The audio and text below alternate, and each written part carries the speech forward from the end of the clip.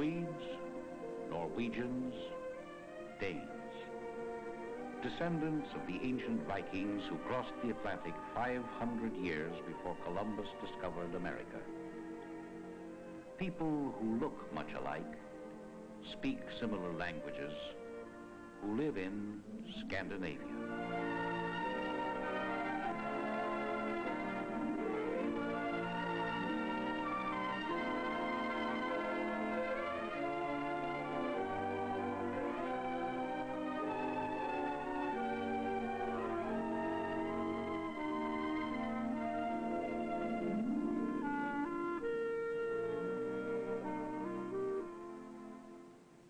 In the extreme north of Europe, as far north as Alaska, are the countries of Scandinavia: Denmark, Norway, Sweden. Much of Norway and Sweden lie within the Arctic Circle. Yet, for the most part, the climate is moderate, with warm summers and winters much like those in the northern United States. From the Gulf of Mexico, a current of warm water, like a river in the sea, flows northeastward across the Atlantic. This Atlantic drift, or Gulf Stream, and the westerly winds which blow from it, warm much of northern Europe, producing a temperate climate in these lands which would otherwise be very cold. Norway is tremendously influenced by the sea. The sea affects not only the climate, but the way in which the people live. Water in the form of rushing streams or glaciers has cut deep, narrow valleys between high banks on the coast. The sea flows into these valleys or fjords and reaches inland in places as far as 100 miles. With the land broken by hundreds of fjords, travel by sea is easier than by land. Just outside the fjords are more than 100,000 islands, which provide protection for the fishing vessels which make port in coastal villages and towns like Alesund. Most of the 19,000 people of Alesund earn their livelihood from the sea. During the summer, there may be as much as 24 hours of daylight in much of Norway. The fishermen of Alesund leave home for their boats in the evening, just as the children are ready for bed.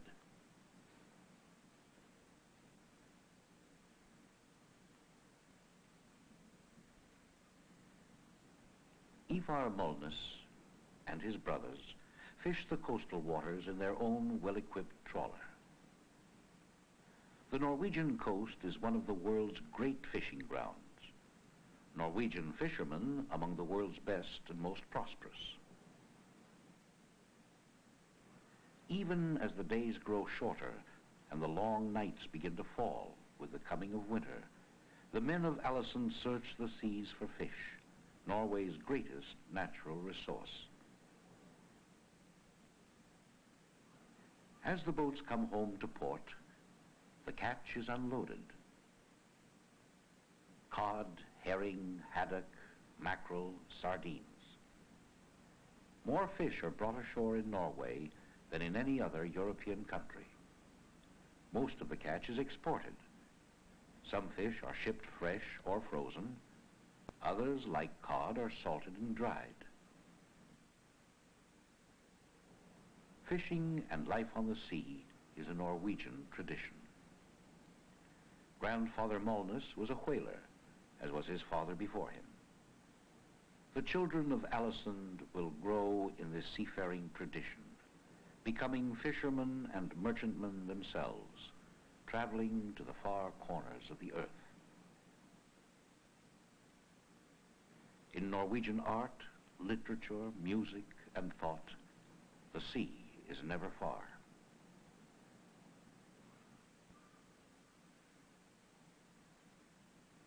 Shipping is fundamental to the Norwegian economy. Shipping services are Norway's chief export and source of income. Her fleet, the third largest in the world. Most of it is engaged in transport between foreign ports only, and in almost any one you will be sure to find Norwegian ships and Norwegian seamen. Norway has always turned to the sea, perhaps because of the nature of the land. Mountains cover nearly all of the country. In the valleys between the mountains are small farms, but less than 3% of the land is good for agriculture, and Norway must import much of her food supply. The land is not rich in natural resources. The people cultivate the little soil they possess. They harvest the forests. They fish the seas. They sail the oceans. They harness water power and build factories to use that power. They live in a society where few are rich and none suffer poverty. There is work for all 3.5 million Norwegians. The people of Norway have learned to make the most of the limited resources of their beautiful but not particularly bountiful land.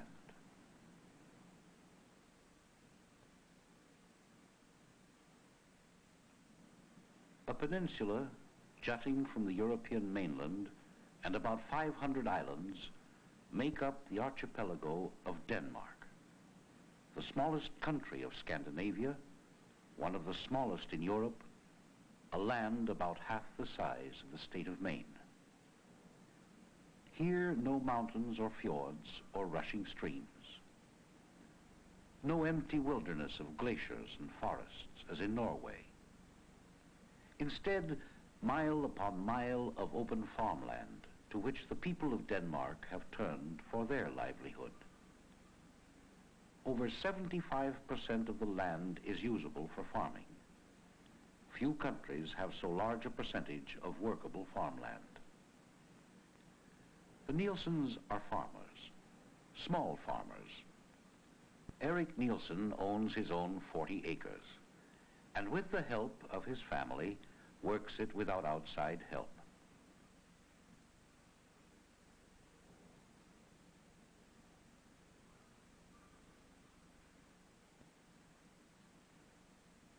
Their home is typical of Danish farmhouses. Comfortable, clean, and equipped with most of the conveniences of modern living. Danish farms are among the most efficient in the world. The soil is relatively infertile, but careful cultivation, hard work, mechanization, and scientific methods have made it highly productive for a wide range of crops. Vegetables, sugar beets, grain. 70 years ago, Denmark produced mostly grain. Then competition from the great wheat fields of the New World forced a change. The Danes turned to large-scale livestock production, developing their own cattle breeds, like the Red Danish, which supplies milk, meat, butter, and cheese to much of Europe. They developed their own breed of pigs, which have made Danish ham and bacon famous. There is little left to chance on a Danish farm. Scientific feeding produces animals of remarkably uniform quality in the shortest possible time. Danish farmers work closely together, meeting on each other's farms to exchange information.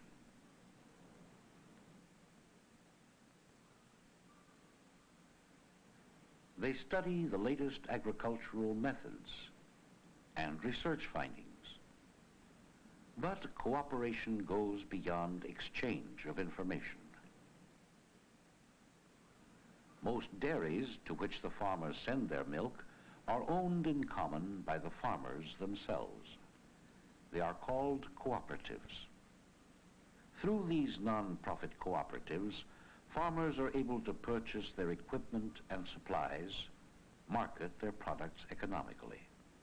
and maintain standards which make Danish farm products seem as if they came from one gigantic farm instead of from thousands of small ones. Danish-designed butter churns and the best in modern equipment help maintain high levels of production. Butter is the main product of Danish farms. Most of it is exported to Britain. Danish cheese is known around the world. Eggs, packed by the cooperative, bearing the stamp of Danish quality control, are sold largely to Germany and Spain. At cooperative schools, education is continued well beyond the age when most leave school.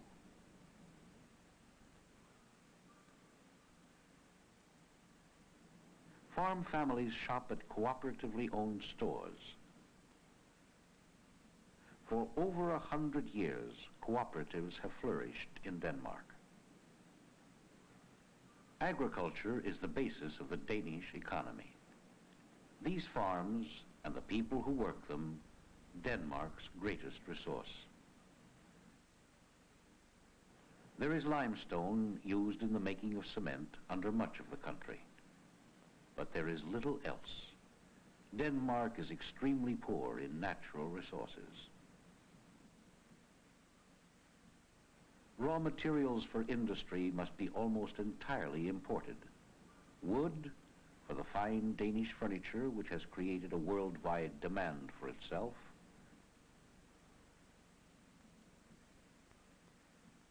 Steel, for building ships, and for the giant diesel engines which drive them. The majority of the people work in industry or trade.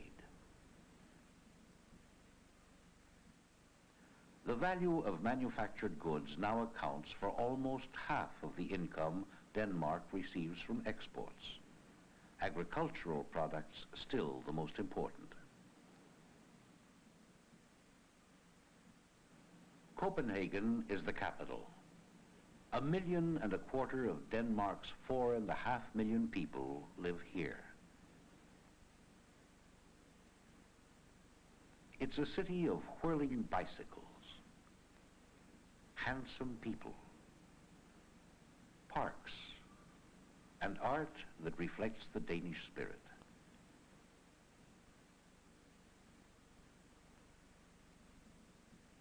The Little Mermaid from the tales of Denmark's beloved Hans Christian Andersen looks out across Copenhagen's harbor. The people of Denmark, energetic, intelligent, educated, disciplined, have created a nation and a standard of living envied by much of the world, and done it in spite of an almost total lack of natural resources.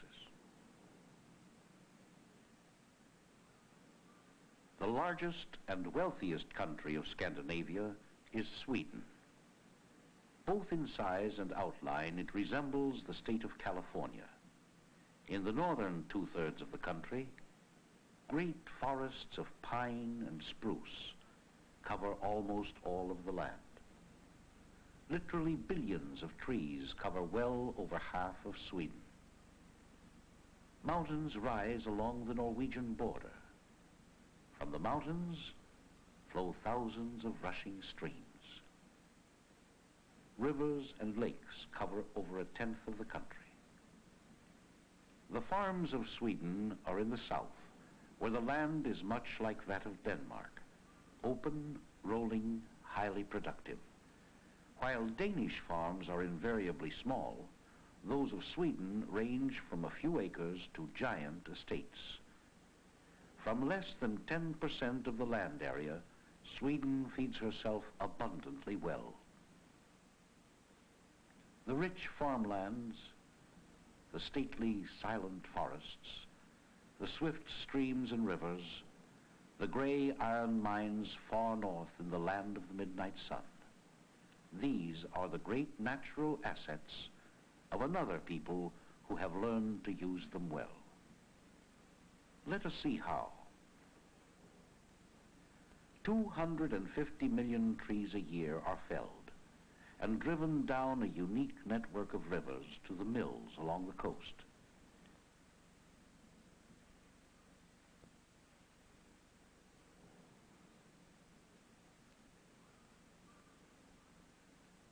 Timber can be cut at this rate for centuries to come, for the forests are managed by law in such a way that the supply remains inexhaustible. The forests feed the paper and pulp mills, providing jobs for thousands of Swedes.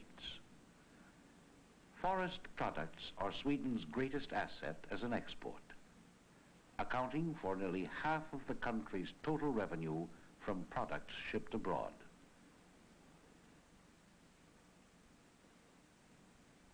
Iron ore is mined in vast quantities north of the Arctic Circle. So much iron is here that 9/10 of it is exported, much of it through the Norwegian Arctic port of Narvik. From iron ore, mills produce the famous Swedish steels known all over the world.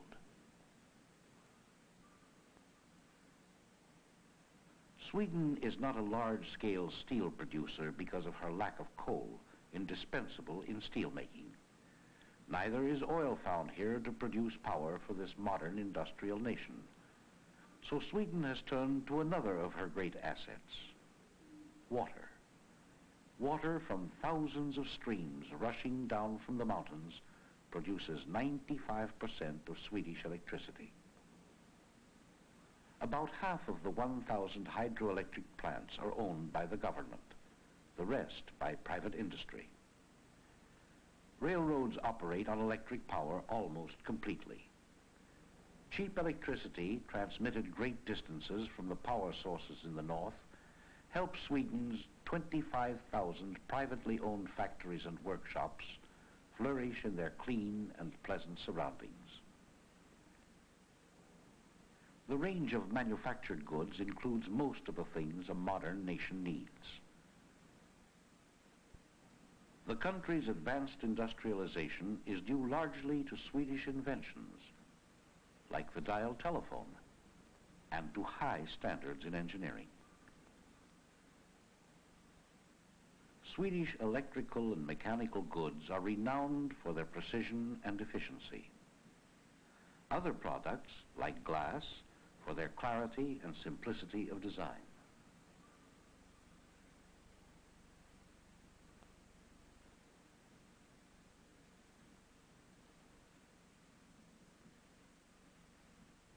Swedish workmen enjoy one of the world's highest living standards.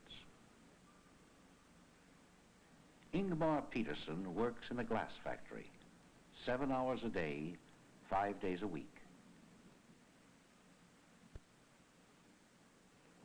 In their attractive homes, families like the Petersons have most of the material things which make life comfortable and secure.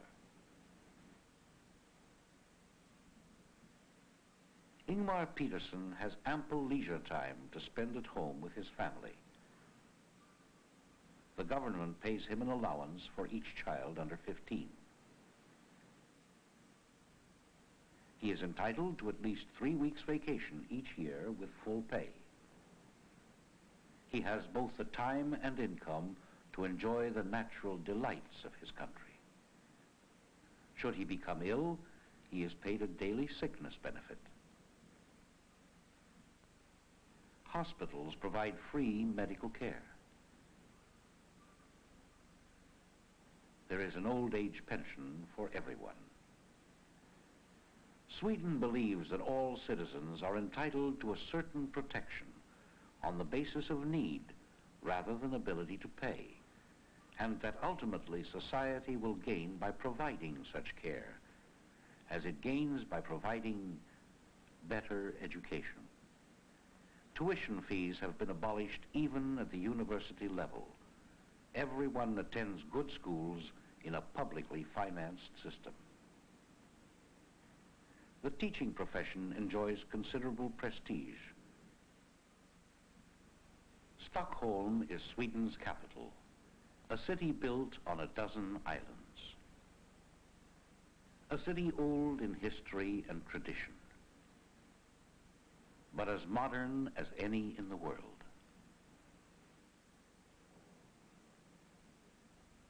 It is perhaps here in Stockholm that the character of Sweden and all Scandinavia shows best. Towering new buildings, shopping centers, fine art, all of these things mirror the accomplishments of the resourceful people of Scandinavia who have so much in common. Royal palaces stand in Stockholm, Oslo, and Copenhagen, but the people are not governed by their kings, rather by free democratic processes. Cooperation, robust self-reliance and energy, maximum utilization of resources. These are the keys to Scandinavia's success toward achieving what every nation wants: security and prosperity for all of the people.